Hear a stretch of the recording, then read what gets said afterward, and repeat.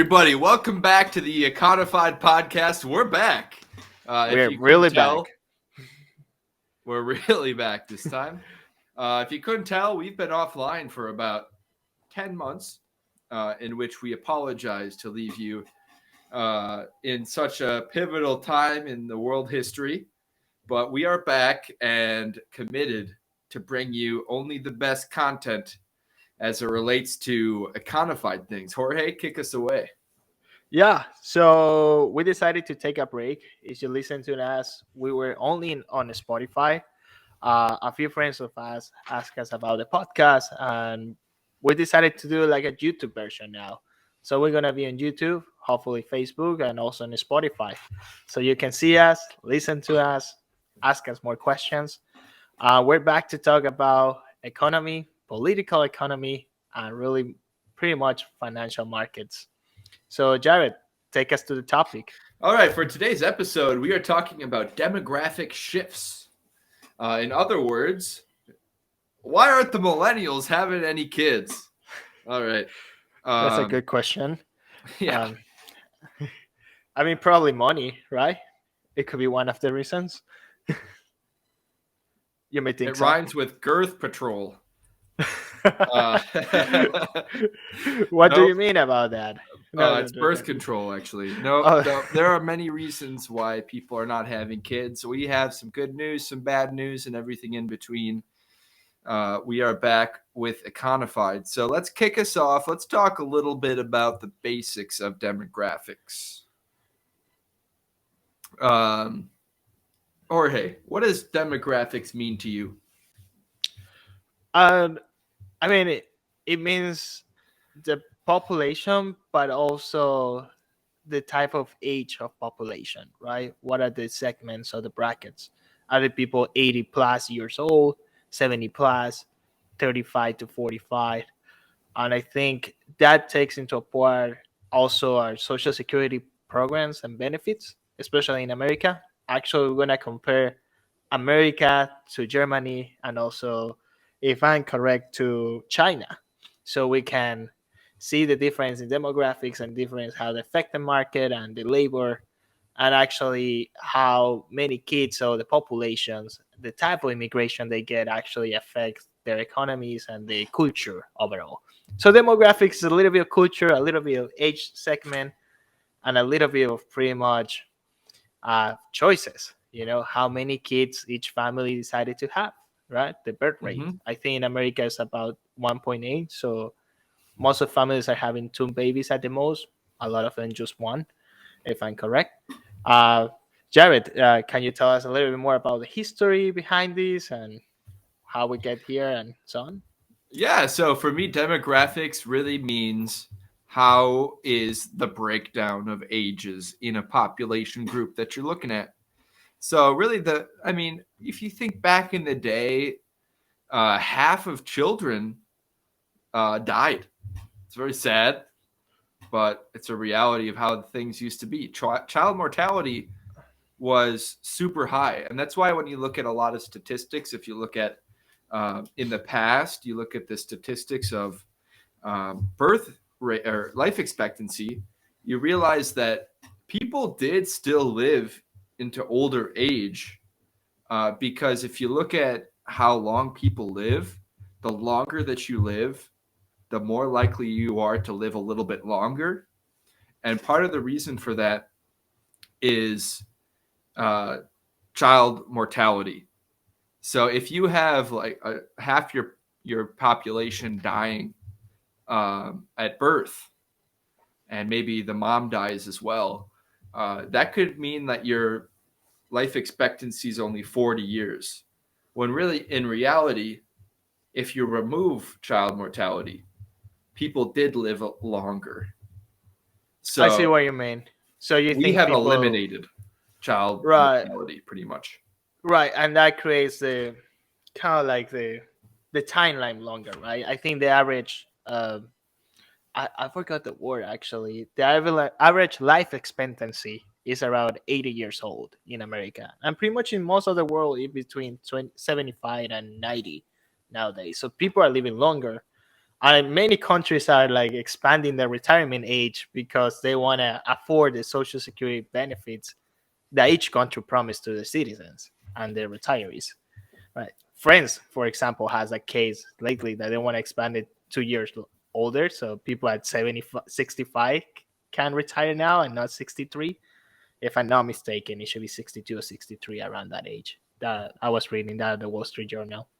So, Yeah, I mean, that's something that I've talked to my parents about. They're deciding that, well, because the longer you defer retirement, the the more more you benefits get. you get. Exactly. And that's, I mean, if you look at the system of Social Security, it was designed for a lower life expectancy. I mean, people still did die from other causes more often. So they didn't really live, even if they did live past child mortality as long as we do today. But it isn't like everybody, if you're looking just at the stat, this is the life expectancy age, that isn't 100% correct for that reason. So health has improved for the most part. I will say, Jorge, that the last few years, the U.S. has actually had a declining life expectancy versus the previous years, which is a new phenomenon, but it's still much further than it was like more than a decade ago. So it's definitely something we need to work on as a country. I think we're around 77, 78, still long, but we had a little bit of a setback, mostly due to the opioid crisis, high rates of suicide, especially among men and white men specifically. And also COVID as well did slightly decrease life expectancy, even though that I don't want to really open up that conversation. That's a whole can of worms. So let's talk about, just from the basics level, I'm not sure I understand. The three types. Come on, Siri. Technical problem, guys. Yeah, government is listening to us right now. There are three types of demographics in a society that we want to discuss today. The first being the pyramid. This is a normal type of demographics, where on the bottom you have the young. It's a large web of young people. Then you have young adults, or teenagers, young adults, working age adults, and mature adults. And as you move up, what you need to remember is the bottom half of that pyramid is consumption. When you're young, you need to consume for your future. Even until like you're in your 40s, you're still buying things up. You need to buy a house, you're having a family, you're kind of getting settled as a person. Thanks for sharing that, Jorge. Yeah, so people can see the context. Mm-hmm. So the bottom, it's roughly a pyramid where consumption's at the bottom, and at the top is the investment side of the equation. So when you're, in short, really, when you're less than 45, you're spending, you're building up, you have net beneficiaries, such as, people under 18 who are really just suckling from the teat of society, if you will, but for good reason, because they're the future. And then 45 to 65, this is a time that is actually a little inflated, as you see in the graph. This is the time when there is high worker productivity. They're paying down debts. They have high incomes, the highest they'll ever have, but their consumption is low. Right, and that would be around 45 to 55, right? It should be around 45 to 65. So 65. All right, so you have those 20 years that the kids pretty much are out of college, well, out of the house, still in college, maybe they're 100%. working, but they're more like, okay, I'm gonna pay off the house now, I pay off my debts, and they're starting to, I don't know, travel more, enjoy more the pleasures of life, and working a little bit less, but also they're earning way more, right? Absolutely. That's totally correct, Jorge. So the important part of that is like Jorge mentioned, the kids are getting out of the house. They're spending a little bit less, but they're making a lot, and they're putting a ton of capital into the economy. They're the inputs to the bond market, to the stock market. They're putting money away into savings accounts.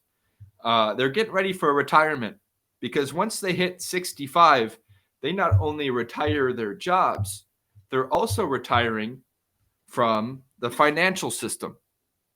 Why? When you retire, you want to be stable. You don't want your investments that you've worked so hard for over 40 years plus to just dissipate because you have them in risky investments. You want to take those investments and put them in cash equivalents, boring investments, if you will. Bonds, something more steady, right? Something steady, something very easy to liquidate because you're living off of what you've worked for over your life. But that totally makes sense, and Jared. But I do want to get more into like how the demographics change or would shift this. You know, in terms of social security aspects, in terms of like community investments for sort of sake, because everyone that's working is paying taxes, and those taxes are collected and invested back in society, right?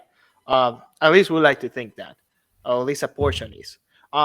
However, I do want to ask you, in your expertise, I know you read a lot about demographics and so on. Uh, what would you think is we start to decrease our population? How would it affect that our pyramid scheme or kind of like a social system right now? It's not happening in America, but it's happening in places like Germany, Japan, and it started to happen in China. You know, for some reason, thanks to immigration, I think in part, America is able to keep it steady at least until 2050 for now. You know? Yeah, I mean the U.S. is in a good position. I mean, we still have risk because what's happening. I discussed that pyramid that we're seeing today, but as you could kind of see in the pyramid, the inward part of that pyramid was starting to oscillate outwards. You can see some of the Jorge. I don't know if you can show that graph again, but Yep. you can kind of see the middle more expanded. So what eventually happens in certain economies, this is an atypical movement where because what we described with child mortality decreasing, health outcomes improving for longer lives, and also there being birth control, fewer children, and in the 70s they often discussed about there being overpopulation at some point. So part of this podcast, I want to dissuade you against that and say that's not a problem at all. In fact, our problem is the reverse. It is that it is ultimately the chimney forming. You start seeing that it's kind of a pyramid, but eventually, once the older sets of the population, you see the 100, 86, 80, really down through to 70, 74, that looks like a chimney. If you cut off that top portion and you just look at the bottom, it's just a straight line where there's as many people 0 to 4 as there is 10 to 15, as there are 20 to 25, 30 to 35, and the like. The importance here is that what we're seeing, what we've seen in the last decade, is there were fewer bubbles. There was kind of a stable inflation levels, but that era is over. We're seeing rampant inflation. We're seeing more potential for bubbles, and that's because the bottom starts to be constant with the upper ages. In other words, this is the beginnings of what will lead to the third type, which is the inverted pyramid, where there are fewer young people than there are old people, which is what we see in Japan and China and the like. So what does that mean? In the meantime, well, struggling trade relations. Right. Why would that be? Well, some countries have different demographics. Let's say you have an inverted pyramid. When you have an Mhm. inverted pyramid and there are more old people than young people, those older, more mature workers in the workforce are incredibly productive. They know exactly how to make things. Their output is great, but there's not consumption in the economy. Why is there not consumption? Because there are no young people. Like what we just talked about, the normal pyramid, the bottom is consumption, the top is investment. So now we have investment and a lot of investment and production on the top part of the economy, but nobody within that economy, that national domestic economy, to buy products. So what does that mean? That country, we're talking about Germany, and and China and Japan. They can't sell their products to their own citizens, so they have to go into the global marketplace to sell those products to other countries with a normal pyramid Mhm. or a chimney economy where there are enough people younger than them to consume the products that are being produced. Does that make sense? Yeah, yeah, it totally makes sense. And just for a quick history check, the average inflation for United States has been 3.8% since 1960 to 2021. We haven't got the data, official data for 2022, which we see a huge spike, but it's estimated to be a 4.2 percent the average. So overall, not a lot of inflation in America. Uh, the history totally changed in third world countries like Argentina and so on. That's another topic we can talk later.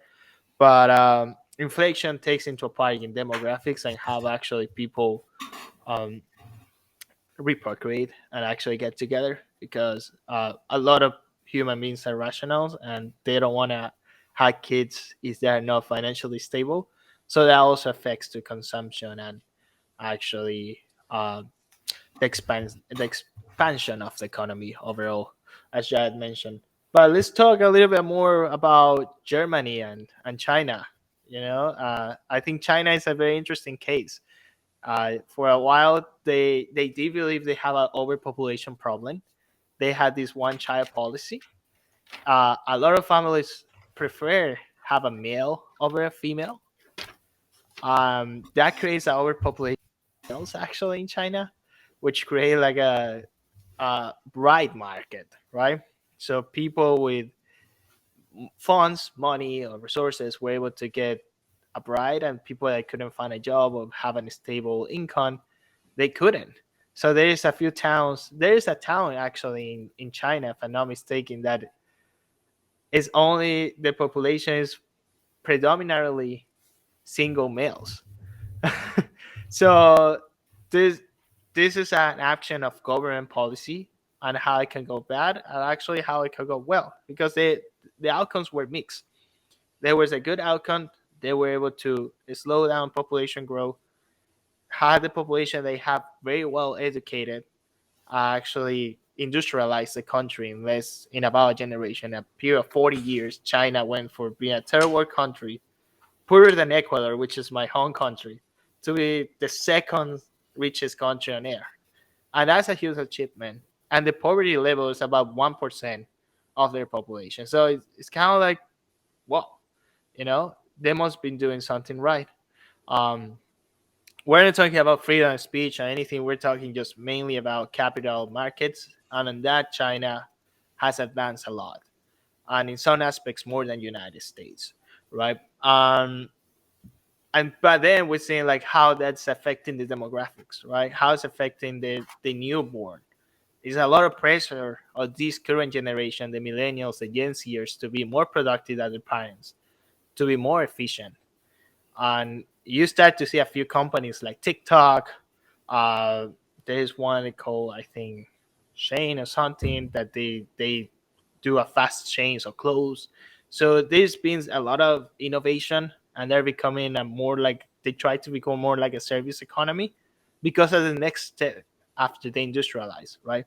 They want to own what is important, and what is important to be an economy and to have the leadership in the world is actually to have knowledge.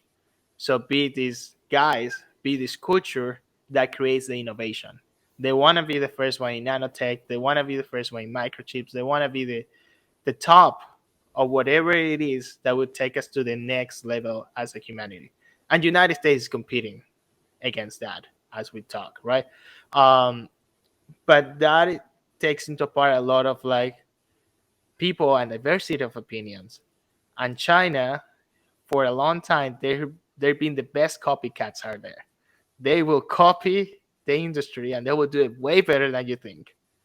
They will hire Siemens to do, I don't know, let's say like a train station, and they will literally have the Chinese engineers seeing what they do and develop the next train stations by their own, and they become better at that.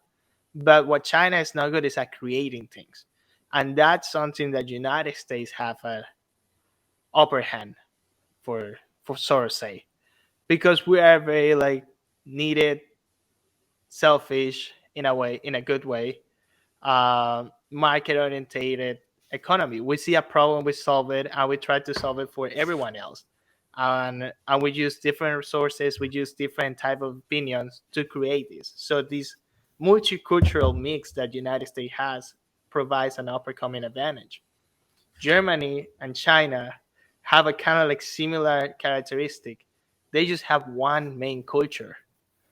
In America, we have different cultures, and I think that because there's a lot of interracial marriage in America. I mean, right now it's common. And I think half of my friends are dating people that they don't have anything in common, ethnically speaking.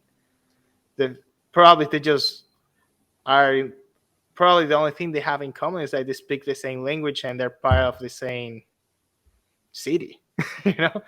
But other than that, it's totally different backgrounds, totally different stories, and that creates something different here. I think that's called a settler society. Yeah. Well, And sure. settler societies are one of the reasons why the United States. So, like, if to go back to what we were talking about, those three categories: the pyramid, the base pyramid system Mhm. or model, the chimney, and then the inverted pyramid. The countries in the base pyramid, these are newer countries that have not really developed yet. You're talking about sub-Saharan Africa, the Arabic world, parts of Latin America, and parts of East Asia. Now, the chimney is when there is as much old people as there are young people. The US and France are the unique ones on this list, partly due to that same reason that Jorge was talking about, where we have a more robust millennial generation. And a lot of that is due to two main factors. And Jorge already mentioned one, and that was the settler society. This is not the reason why France is, because France is not a settler society. But another on this list could be New Zealand, which is another settler society. And the benefits of a settler society, it has to be done well. For example, Canada has tried to remedy their inverted pyramid demographic problem with immigration. But as Jorge has seen with his own eyes, because I know he spent some time up there a little while back, I go everywhere, Canada guys. does not assimilate its people. It's partly because the two major hubs of Canada, 50% of Canada live actually south of where I'm from in Wisconsin, but they live very south in the country of Canada. They live in Ontario. So like Mhm. half of Canada. And then if you include the next block of Canada, which is the Quebecois, who live up in Quebec, that's 80% of Canada right there. They live within like a slice of the U.S. They live in Montreal. Uh, they live in Toronto, Quebec City, Yeah, Vancouver. I mean those places are easier to trade with United States than to trade between provinces, right? Yeah, it's And to close to go, the United States, but it's important to note, though, that most immigrants that go there are not going there by land. They're flying there, and their immigrants are older, so they're not able to have as many kids in the country.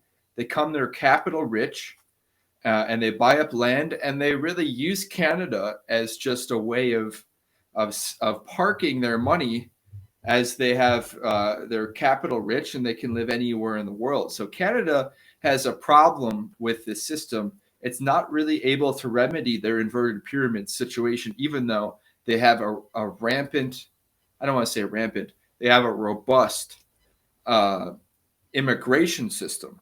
The way that Canada fixes this, because it's caused their country significant problems, namely, Canadians can't afford to buy a house in Canada. So recently, the Trudeau administration passed laws where foreigners can't buy property in Canada because their housing market is so hot that normal Canadians can't even buy houses. What they really need to do to fix this demographic issue in Canada uh, is is either domestically encourage the reproduction or try to find more immigrants that are younger who are actually there for the long haul in Canada, not just there to park their money or retire or have a better life, like the city on a hill Mhm. immigration that you would see in the United States, because the U.S. Uh, we're a little bit more restrictive in our immigration versus Canada, but we Yeah, care more to assimilate people into the United States, to make them American, and also to grab them when they're younger, and so that they have they're more productive. children. Mhm. Yeah, 100%. Go to ahead, Jorge. go to your point, and sorry if I interrupt. Not at all. Canada, the government of Canada, does a great job on trying to assimilate the people. You know, they try, they really try. I have to give that to the government. They do more in Canada than they do in the US. But culturally speaking, the people of US, the USA, they do more than the government to assimilate the people here. You know, so I think culturally speaking, America is a country of immigrants, and it's way easier to assimilate here in less than a year than it would take you over there in Canada, right? And a lot of it has to do with culture. Maybe they don't have the history that we do, and like, hey, you just come here, yeah, whatever, this is your first job and we're gonna be friends, let me know if you need anything, and then you just go to a bar and talk and start to make more friends, and or you make your friends at work and you meet your wife through the church or the community. It's very easier here in America to establish a life. It's harder to immigrate nowadays. I think this past 20 years it's been super hard for people to immigrate legally. um, and the people that does is either through marriage and B to actually having a exceptional qualifications, like being a PhD or working at a company doing a job that nobody else could do. You know, Canada is a little bit easier, in my experience, uh, but also the simulation portion you can see it is a little bit tougher. But I think it will get better with time.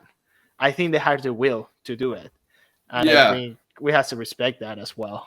of course, and also like the big part about that is, like I said, Ontario is very Anglo, and Quebec is very Francophone, and they both like immigration, but what kind of immigration? And they don't like each other. That's another problem. So, I mean, they're going to want different kinds of immigration, um, based on their own definitions of what works for them. And then, meanwhile, the entire central part of Canada is actually very much more in line with the U.S. Midwest or the West. Like they are close. If you're sitting in Winnipeg or you're sitting in Alberta somewhere, you're just north of North Dakota, Minnesota, Montana. You're very far from Ontario. You're very far from Vancouver, and you're actually there's something that happens there where there's more of a similarity of culture with the Americans just south of you than there is on the coastal. Like how somebody in Alberta, Calgary, let's say, which is like, like the Saskatchewan, Alberta is kind of like the Canadian South or Canada's Texas, if you will. Big oil industry, a lot of mining, refineries, blue collar work. These people have more of an allegiance to the United States. So the Canadian situation is going to be turbulent in the future. Really, by the basis of its political structure, it being kind of a remnant of the English Commonwealth, the British Commonwealth, but also being in North America. One Canadian I've met once said, Canada defines its culture by how not American it is. True. But if you, as a central Canadian, have more in common with the Americans south of the border, I mean, it would take a lot for you to give up your nationhood and your love of your country. But Canada is an interesting situation for many reasons, and foremost being that it is aging and doesn't really have the same solutions or optimism that the United States might have. With that said, I don't want to linger too much on Canada. No, and actually, I want to brought this question to you. Okay, a friend of mine, we were discussing about the topic we're going to talk, and they got all excited. Well, he got all excited, and he asked me a really good question.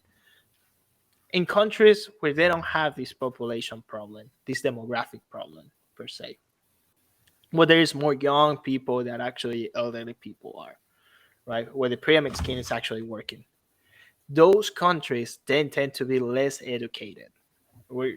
For sake of meaning, let's call it third world countries. Let's call it Pakistan, right? For example, not to denigrate any Pakistani over there, but it's just an example of that.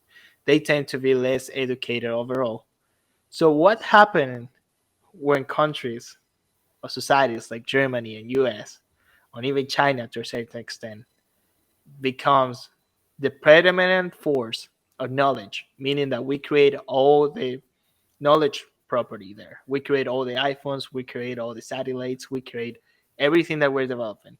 But these nations that have more people than us, they're not creating anything meaningful to the knowledge economy. And they do work, but they earn way less than we do, but we're way less people than they are. What do you think that will be the impact in the world? We're talking here in 30 years. And we're just pretty much speculating. This is a speculation question for you. What would you think it will be the impact? Or how would, in a sense, try to help these countries to actually develop themselves into more developed countries? Yeah. Well, in time they will develop because countries with a greater population will need to manufacture for the world. There'll be export-driven economies. When we're talking about the economy of Germany, for example, Germany is on its last leg, really, as a manufacturing hub of the world. Germany, like this whole, what's happening right now with the energy crisis in Europe, the war in Ukraine, with the aging population, It was all going to happen eventually because Germany was the whole German centric world, uh, or Germanic centric world, like Germany, Austria, Belgium, The Netherlands. European Union. These countries are old. They're on average they're ticking up there. The average population or age, it's getting higher and higher, and they don't have a replacement generation. They are the problem with these inverted pyramid societies, such as the Germanic world, is they're not able to reproduce to meet their replacement levels. It's too late. They should, if they wanted to address this issue, that would have been a problem for 40 years ago. Today, it's just a matter of when it will collapse. Their society will eventually, their populations will fall. And that means that without a younger population, their society will, with honestly, begin to become obsolete. It'll start to decay because they don't have a replacement generation. If everybody is old and you don't have a strong millennial generation, in which the United States does, France does, uh, the New Zealand does, and much of other parts of the world do as well, but those are the advanced economies. Um, you're going to see a demographic collapse. And when you have a demographic collapse, then your economy will ultimately shift. And who will be producing our goods and services? Well, it'll be countries that, for the goods perspective, they'll be able to produce the goods that we can't produce in our domestic countries because there aren't younger populations. And then from the service perspective, we might allow immigration from those countries so that we can supplement the loss of labor force in our own economies. But ultimately, what's going to happen is a collapse of the demographic system, instantiated inflation into the economy, because who's going to do anything for you? You want an oil change? Well, you have a declining population, and you sent all of your young people to college. Nobody knows how to bring out an oil pan and do some manual labor. Well, you have two solutions then. Figure out robotics to do it for automation. you. Yep. The Japanese method. They're very good at robotics. Or you have immigration from other countries, or you have price increases through labor inflation because of the shortage of labor. So there's no way out of this. This is math. Like this, at the end of the day, it's just conceptualizing math when it comes to birth rates. And I would say, from your example about Pakistan, as long-winded as it is, well, that country will continue to develop as it will become more manufacture-based as we move our facilities over there to produce the things that we need in economies with younger populations. But eventually, those countries will develop. I mean, we live in a globalized digital economy where right now our main struggle, honestly, is replacing humans. Well, in that sense, I don't think you sound so apocalyptic when you say replacing humans. I think we're innovating, and I think we're utilizing the resources, which is mainly humans, to work more efficiently. And I think technology has a lot to do with that. They are replacing jobs that eventually will go obsolete, but also they're creating new jobs. And jobs are getting, I wouldn't say harder, but they're becoming more and more, how would you say this? They're becoming more and more it's not harder to get. You need to be more prepared. You need to have more education, and you need to be able to learn fast and adapt quickly. Because the world is changing super fast. These past 50 years, we're just skyrocketing change, right? In 1990, the poverty in the world was higher. Nowadays, it's less than 5%. So we try to eliminate. We're talking. Sorry, I mentioned that as extreme poverty, not the poverty overall, but extreme poverty. We're just expediting everything. We're making stuff faster. We're making stuff better.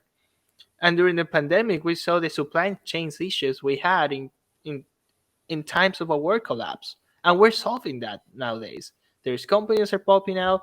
There's companies that being legacy companies that are working on a solution on that, and there's many new studies nowadays in supply chains and logistics, how we can change the way how we ship stuff in the world, how we build more manufacturing hubs even in America, even in Canada, Germany, or China, so we can prevent this from happening again. And I think, in a sense, yeah, some jobs will go away and some new jobs will be created, and people are living longer. We need more medical practitioners. We need more nurses. We need more doctors. We need more research in the medical field as well. So I don't think we're gonna end it up losing jobs and the whole world is gonna be unemployment. We're gonna have more time to utilize better for the sake of the humanity. Oh no, no, You know? Jorge. Our problem is not unemployment. Mhm. Our problem is finding employment. That is the new norm. But what the problem is in a society when, like, okay, so in the US you have a big boomer generation. Correct. You have a small Gen X generation. And boomers are like 1950s through 1970, early 1970s. And then the Gen Xers are really born in the 70s into the early 80s. Millennials are Actually, boomers are 1946 to 1964. I just Okay. googled that. Thank you, Jorge.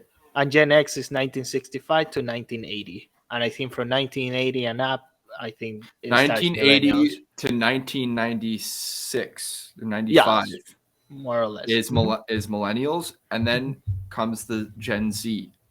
Well, Gen Z and Gen X are small.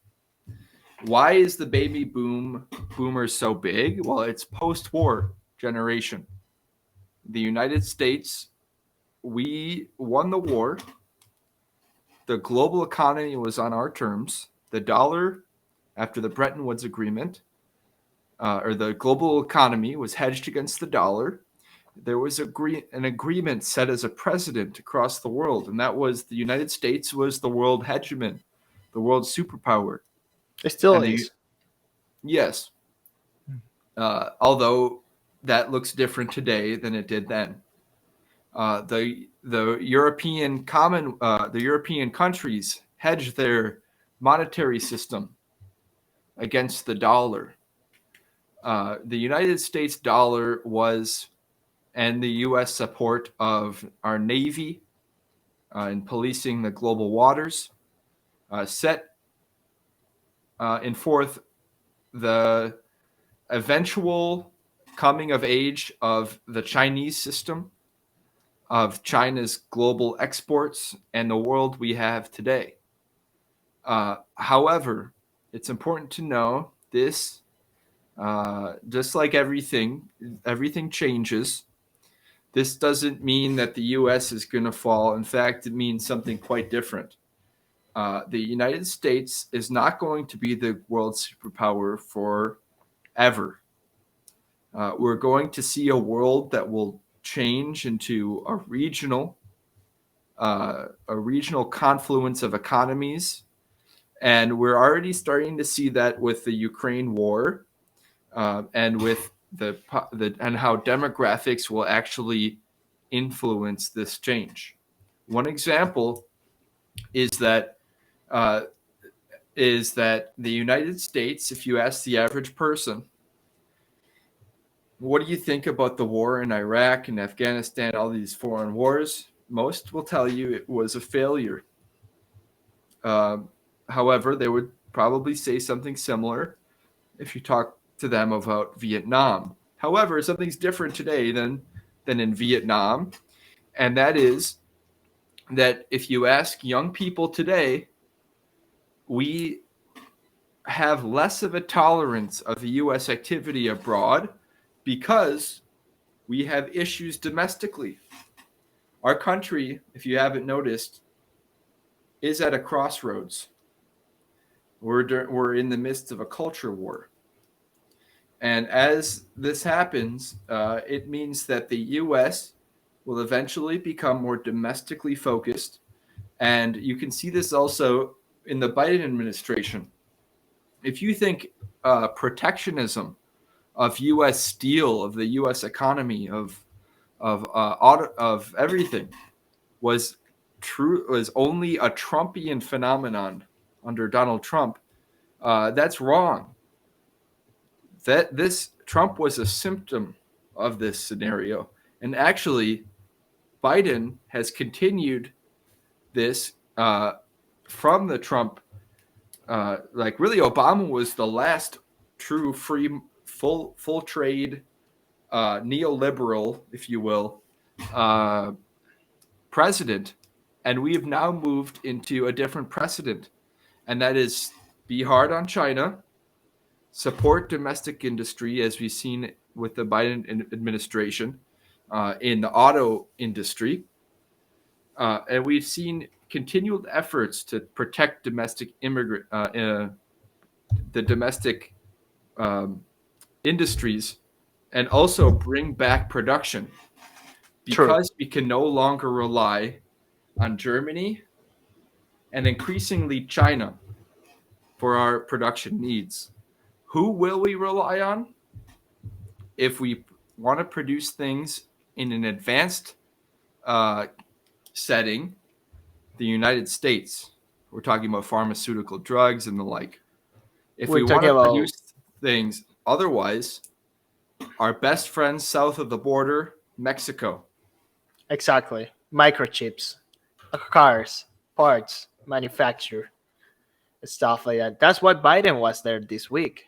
It was meeting with Justin Trudeau and AMLO, the president of Mexico, to discuss future productions, future manufacturers, how we can unify more the region, right?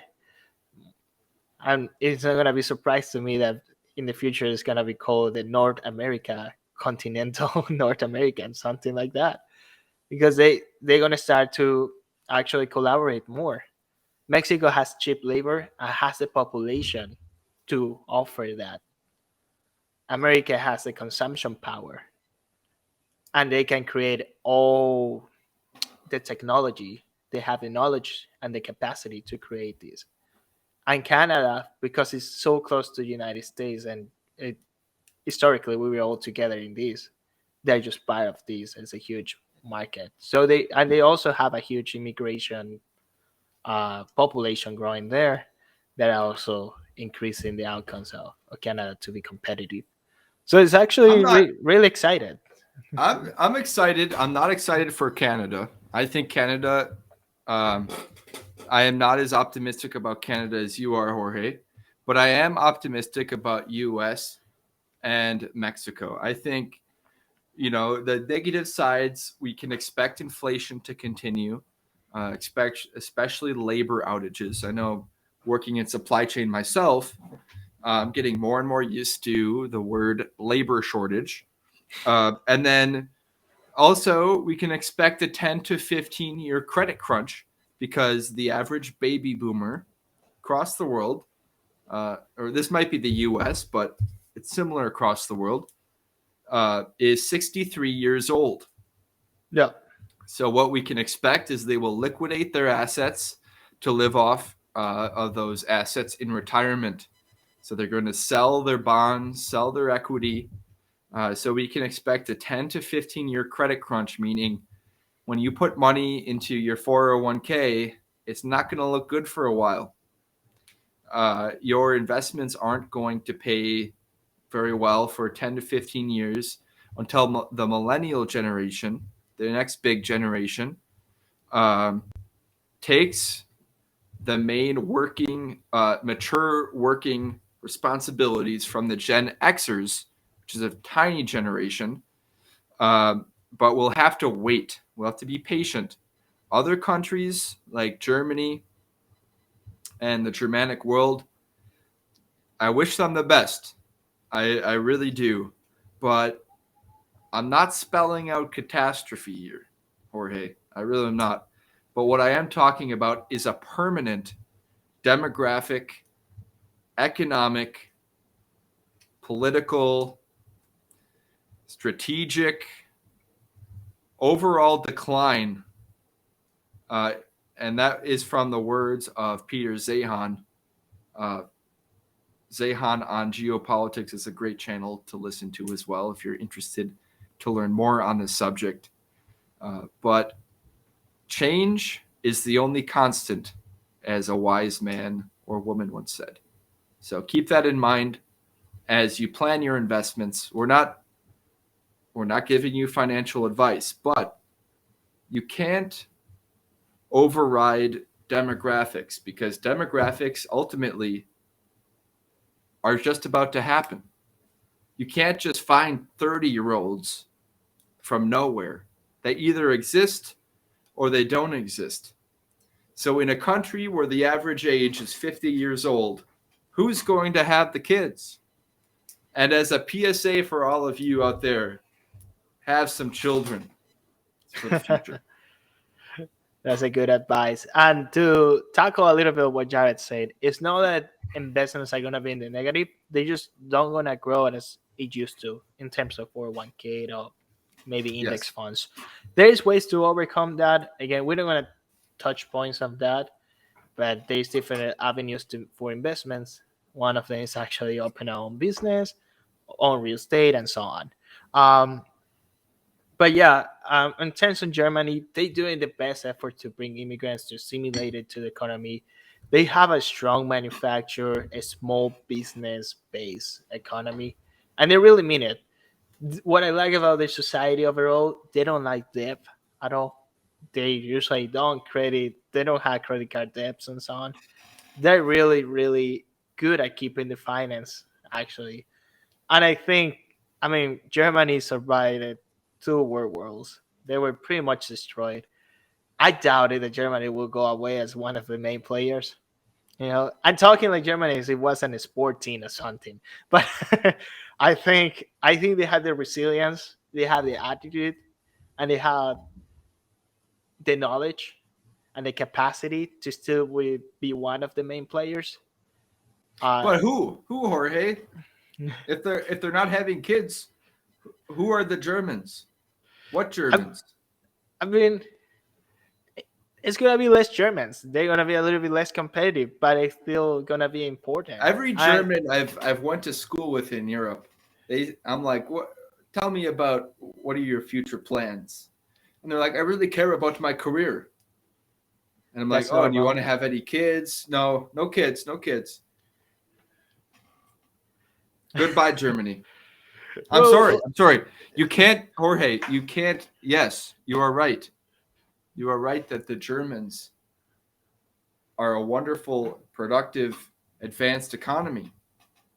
But we're past the point when even the people that can have children, they would have to have so many children that they would have to stop instantly and just start having kids. For example, I'll give you an example. Sweden. Yeah.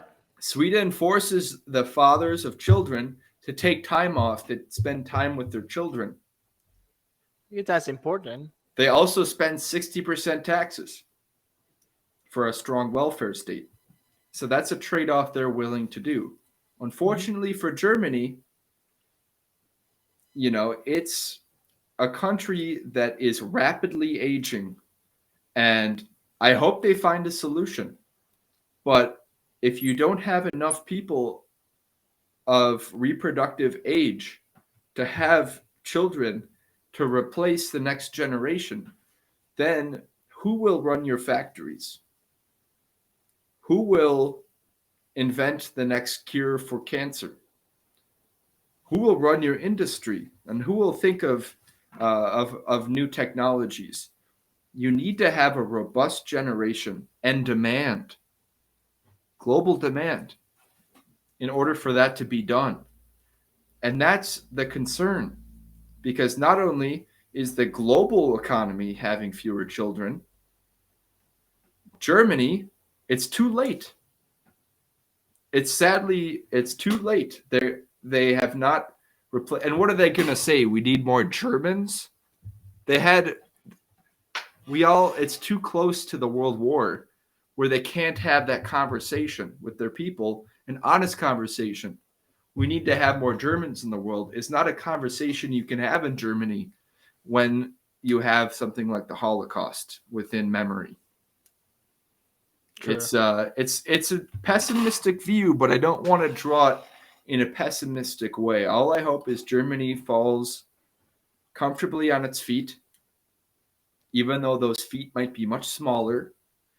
And also, it's very optimistic for countries like the United States, because we have a huge country full of food, access to the Pacific, access to the Atlantic economies. We're the breadbasket of the world. We're having kids still. You still have a lot of people in small towns, in rural America. They're really the ones having kids too. They're powering us up. I know a lot of my cousins who live way out there in the boonies. They're having kids for America. But this whole podcast, I hope you take something from this and you realize that this lie about humans being overpopulated is an obtuse falsity and an absolute lie that you have to get rid of your head right now, because we need to replace ourselves or we'll never retire. Exactly. Okay, I just want one more question that somebody asked me the other day. Okay? You heard about this guy Matthew Iglesias? He wrote a book No. about the 1 billion with a B as a boy Americans. So in his book, he argued that we need to have a easier immigration system so we can have 1 billion Americans to actually work and keep the American hegemony in the world. I want to ask you thoughts about that. I can give you mine. I don't think that would be the case. I think we talk about automation. We talk about actually getting the knowledge and getting the know-how and how to do it. It takes longer nowadays. So I don't think we need just labor. We actually need people that knows how to actually implement what they know in the economy, right? So we're gonna focus more in healthcare, as I mentioned, focus more in microchips, focus more in technology, focus more in automation, AI. So those type of jobs requires a specification in the labor, and requires a little bit more knowledge to actually just open up and have 1 billion people, and make this case in less than 40 years have this crazy amount of population without having actually the education and the tools to support it. So I argue against that. What are your thoughts on that, Jared? Yeah, I mean, I don't want to put a number to it. I mean, 1 billion sounds like a lot, but I mean, we're at about we're over a third of 1 billion. Yeah, we are In the 332 United States? million. Yeah, And people 332. who say that we are overpopulated. All right. Have you ever been to Montana? No, I haven't had the pleasure. Exactly. I'm not saying let's go after, like, I am an ecologist. I love the environment. I'm an Eagle Scout. I love nature, and we should preserve nature at all costs. The boreal forests, uh, any sort of rainforest, I respect protecting it. But the problem is, it's not so much the population overall, it's where people want to live. You can find very cheap places to live in this country, in the United States. You just need to live in a place uh, that meets what you need, that gives you what you need. But it does. But I mean, everybody wants to live in New York. Everyone wants to live in, in Miami or San Francisco or something like. Those places are always going to be expensive because the demand is high. So the problem isn't overpopulation. It is having enough places that people want to live and having jobs for those people. And I think in today's world, I anticipate a lot of industry coming back into the United States. I think that equation has shifted, that doing business in China and producing in China with the supply chain costs and the cost of labor and all the risk bringing it across over like to the United States. If you have a stable way of doing it in the United States with fewer workers, uh, that uses robotics and uses a more advanced capital driven production method, do it. Because the United States, especially with 1 billion people, that will solve the consumption equation, but also uh, eventually will be able to rematch what has been done by the older generations from the capital perspective. So we'll start to see that pyramid shape up again with a younger demographic. The things I would ask is, who do you want to immigrate to the United States? Do you want to do it like Canada, where you just want to get wealthy people to come to that country that aren't going to have kids or really set the next generation up for success? I would say the United States should open up its immigration policy, make sure that we bring people into this country that believe in the life, liberty, pursuit of happiness, the ideals of the U.S. and the U.S. Constitution, that they want to come here. And I believe, as an American, that Jorge is one of my favorite Americans because, I mean, honestly, because he sees America much differently than I do. I take America for granted all the time. But Jorge, coming from Ecuador, which is, I mean, I love Ecuador too. So I'm sure he takes Ecuador for granted as well. And when I'm there, I'm like, whoa, this is amazing. How about this agua de coco and like this amazing culture of food, fresh food and everything. It's just a matter of where you come from. But I think if you have a good demographic system that fits, like, for example, the US has a lot, it's like a diamond. You have a lot of people of middle education in the United States that are able to do tasks in high school educated, some college, maybe college bachelor degrees. What the US needs is a more hourglass shape of immigration. So you need to have people of very high education or skill sets. You're talking about doctors and people and researchers, professors, whatever. Not good professors. And then on the bottom, people who are willing to do tasks that normal Americans who have a high school diploma don't really want to do, that aren't automated yet, especially working on assembly lines. Already in the US, we've had the first McDonald's that has 0 people working there. I mean, Yeah. if they mess up my order, I'm going to be very angry because who am I going to talk to? But that's how things are going to change. So Yep. we need to understand what the needs are for immigration and fill in the gaps instead of just having a blanket immigration policy like Canada or like Germany had with allowing in refugees from a country that shared little to no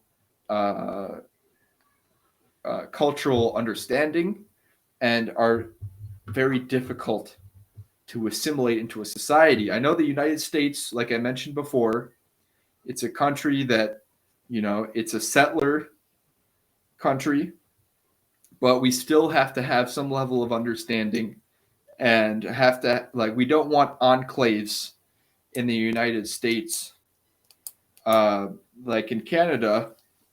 However, I mean, at this point, it's a big country, so there's no official language. I'm not going to support anybody just saying, like, no, you can't have little Pakistan or little Italy or whatever little country. Like, that's completely fine. Like, I've been in New York. I love that.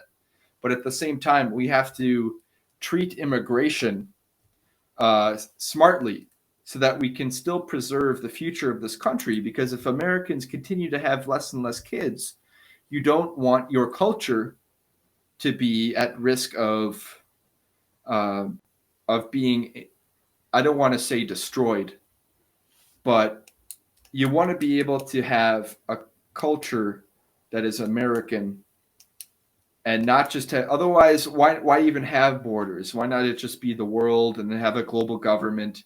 And That's nobody too wants extreme. that. Nobody Yeah. wants that. Thank you, Jorge. Yeah. We need to be smart about it. Yeah. Jorge, tell me this. Mhm. What is your views on immigration as somebody who was not born in this country?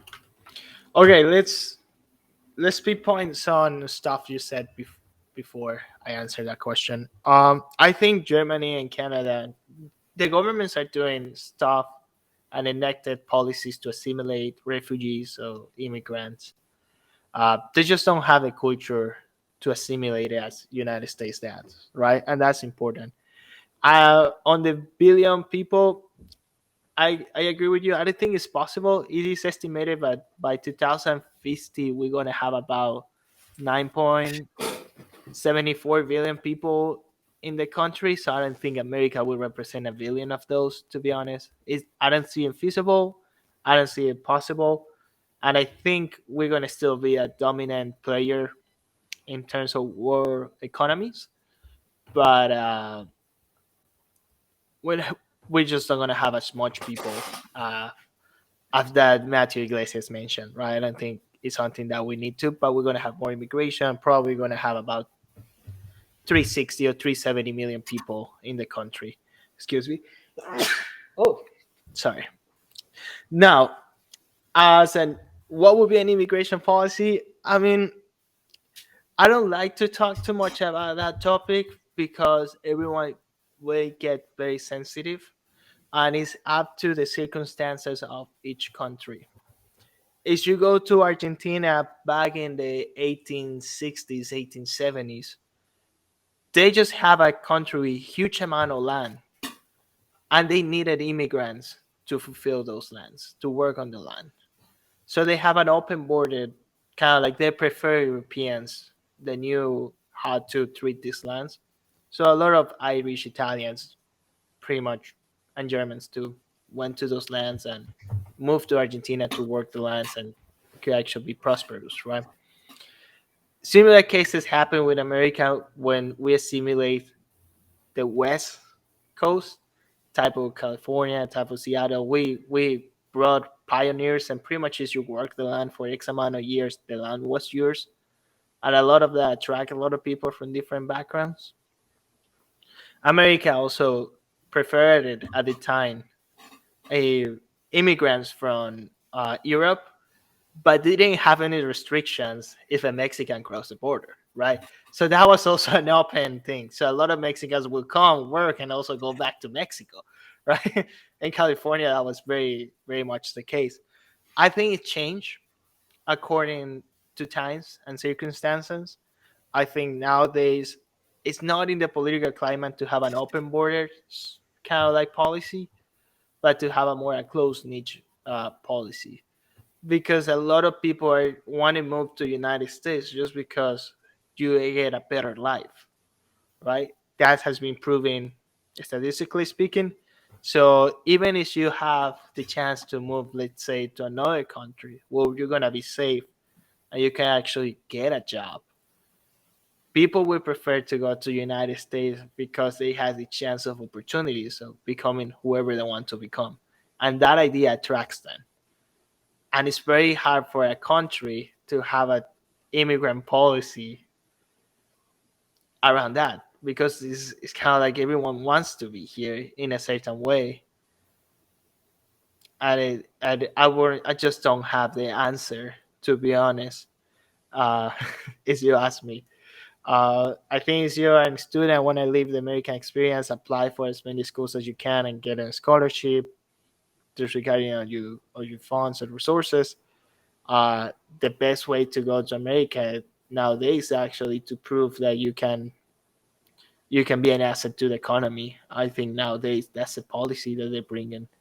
I'm sure they bring some refugees, soon they bring some people that try to escape poverty, like in Venezuela and Cuba and so on. But nowadays, the political climate and the people of America, they won't support an open border, and I think it's something that it shouldn't be because it's not in the best interest at the time.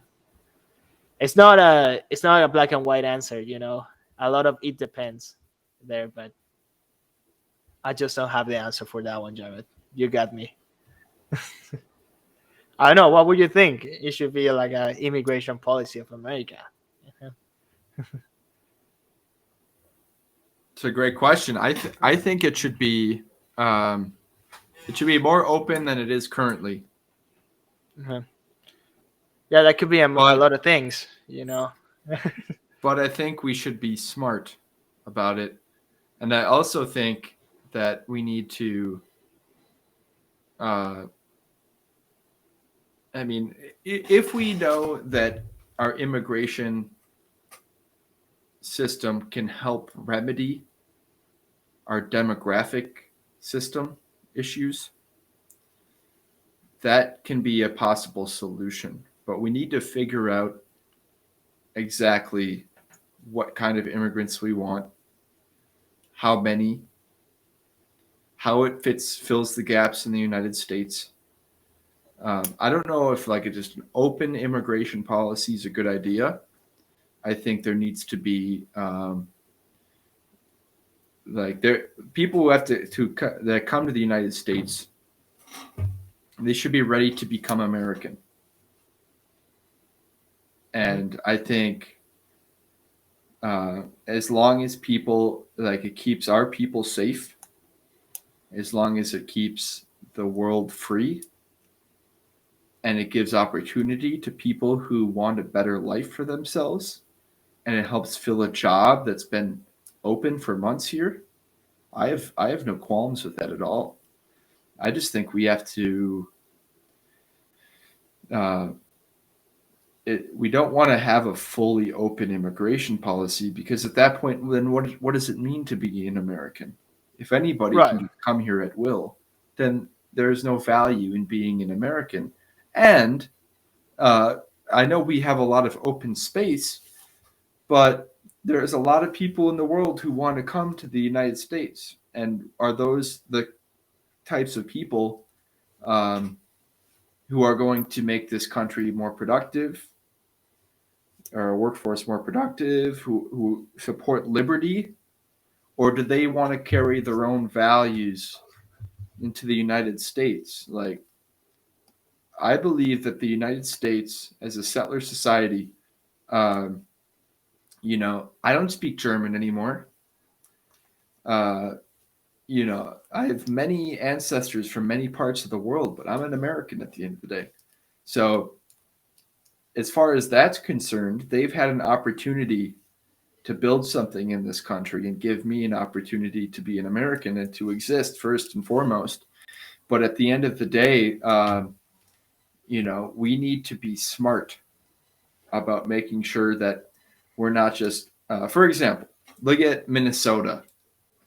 Minnesota opened up their state to Somali immigrants. And it's been a controversial move. I won't say if I approve or disapprove, but you open up your state to a country that has no rule of law, that doesn't really even have a functional government, that's quite warm and hot, and you bring them into a cold, freedom-loving Midwestern state, I'm sure there are many Somalis that have crafted a great life for themselves in the United States. But there's also been issues as well with crime. And I know firsthand from my family's experience who have lived in Minneapolis that they have not really assimilated well. And I think if we do have a system where people just move to the United States, it shouldn't just be like the thing is when a government says we're going to just allow refugees in, that's not American in my opinion. It's also not it's not altruistic, and let me explain why. What an altruistic policy is an American wants to host people from a war-torn nation. You tell the people of the United States, hey, we have a program. If you want to sponsor a Somali immigration in their path to America to become American citizens, and you want to adopt these refugees, or you want to take the responsibility to accept these people into your country and help them, show them the ropes, and help them assimilate and become Minnesotan or an American or whatever. Yeah.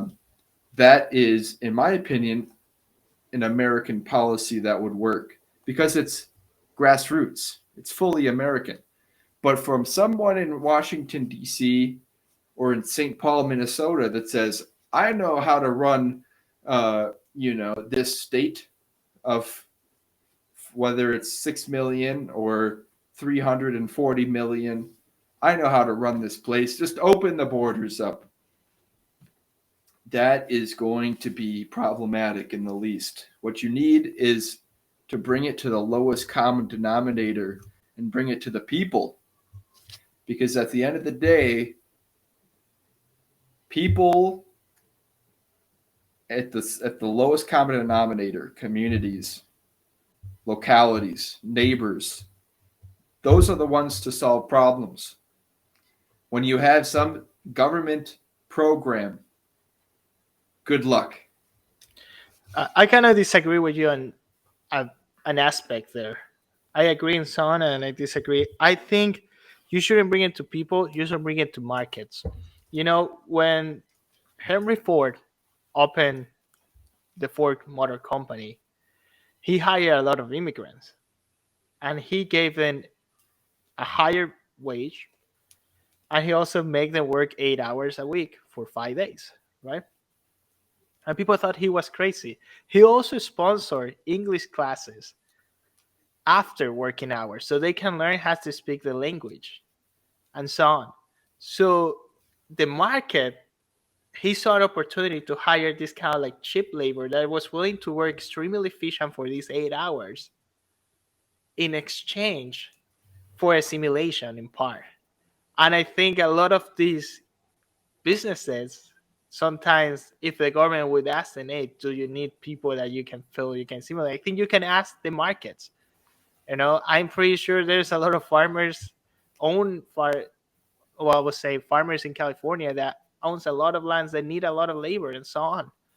I'm finding some labor that is suitable. I think you should leave it up to markets in that end. And in going for your own interest, you create a better outcome for society. It is in my best interest to make the best business as possible, even for my employer and even when I open mine with time. And if I find somebody that is cheap, teachable, I would hire that person, but also help them to assimilate, to stop how we work and how we communicate here. That's just my take. No, and I agree, and I would also add the caveat there that humans are markets, Jorge. Yeah. Markets are just the aggregate of human action, in the words of Ludwig von Mises. But I would say that there might be some Americans who would have qualms with that if you would undercut American workers. And let's not say your example with like agriculture in California. But what about in a more advanced economy like coding for Apple? Mhm. What's to stop Apple from just hiring uh, people from? And I'm not saying I'm not saying they shouldn't be allowed. I'm just, it's An food for example. thought. Yeah. Mhm.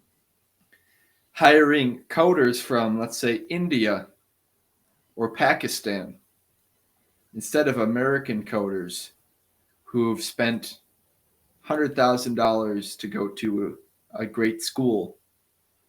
Uh, but somebody in India went to a state run school for free and knows how to code. And what Apple just says, bring them over here. And then American workers, what if they start getting disgruntled?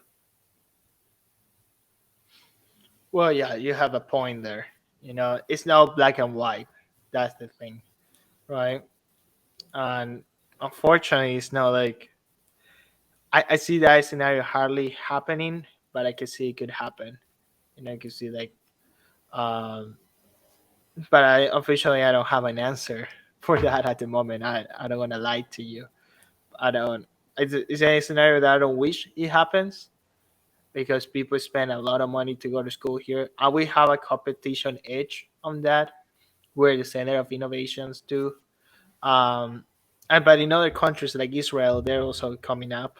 I would say they have a big center of innovation there as well. Um, but I see your point. But I also feel it's very hard to immigrant workers to assimilate so quickly. It would take some time to assimilate to the American lifestyle work, but they can do it very quickly as well. I mean, it could take 6 months to a year. So I can see that to be an unfair competitive advantage to the people that's born here and spend this amount of money or investments into their education. No clear See, answer there. I would say that, well, if they spend so much money on such a good quality American education, then they should have something to show for it. So in a global economy still, they should be able to bring more to the table than this anecdotal Indian student who went to a state school. Hmm. Not to bring up another can of worms that the U.S. educational system might be getting lazy and complacent and might not be bringing the best to the table. But one would hope that our education has equipped the next generation of workers for what is to come. And that in a global marketplace, with at the end of the day, I would also say Apple could also just move its operations to India if it felt like it couldn't find equipped workers in this country, which I doubt it would. But that would be my argument. Absolutely, and I agree with you. It comes down to markets, but I think that would be for It another comes down to episode. markets, but let's Yeah. explain more than just a quick word about markets. Is just fulfilling a service to those who want a service delivered as efficiently as possible, at the lowest possible of cost, with the highest value of cost. Right. Yeah, along those words. Yeah. So when someone says market or a global marketplace, it directly relates to the demographic changes that we can expect. Because if we lose our population and we don't replace our population, then we lose something very important: human capital, intellectual capital. And Mhm. that's the importance of each and every one of us as young people and as people who are in the workforce or are young children, is to learn from our elders and to learn from those who have wisdom I think we live in a time where, the okay boomer memes, where we look upon the elderly and we take them for granted and we blame them for the problems we see in the world. When really we should really understand that, hey, they're not, I mean, they're at fault, don't get me wrong, but where are you at fault? What kind of world are you going to leave the next generation?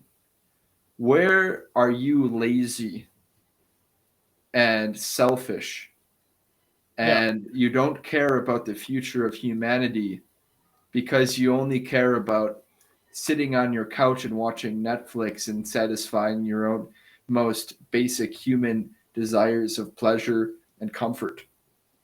Where can you begin to self introspect and learn that maybe we should be grateful for the world that we've been given, which is probably the best it's ever been. But we live in a fragile balance where an instant that equilibrium or that relative equilibrium could vastly change into a world that we can't recognize anymore. We need to understand that only we have the responsibility. So instead of casting blame and doubt upon older generations, maybe you should learn from what they're good at and likewise what they're bad at so that you can perfect it for the next generation. But there again, the hubris of man, where we love to blame because it's so easy, but taking full responsibility in our own hearts and lives, oh, so difficult. Yeah. On that note, we're gonna cut it out for today, guys. This is Econify, Jorge and Jared, your hosts. We're gonna be live each week. We try to do it one episode per week. Hopefully, we're able to fulfill that mission. We're gonna talk about again economics, markets, politics, a little bit of everything. Stay tuned and Thank in you. touch. Please subscribe, give us a like, and we welcome your feedback. Feel free to email us with your questions for possible future topics at econified@gmail.com or visit us on our webpage at econified.com. Thanks again, y'all. Yeah, this is a free speech space. So tell us anything you want to tell us. Take care. Bye bye.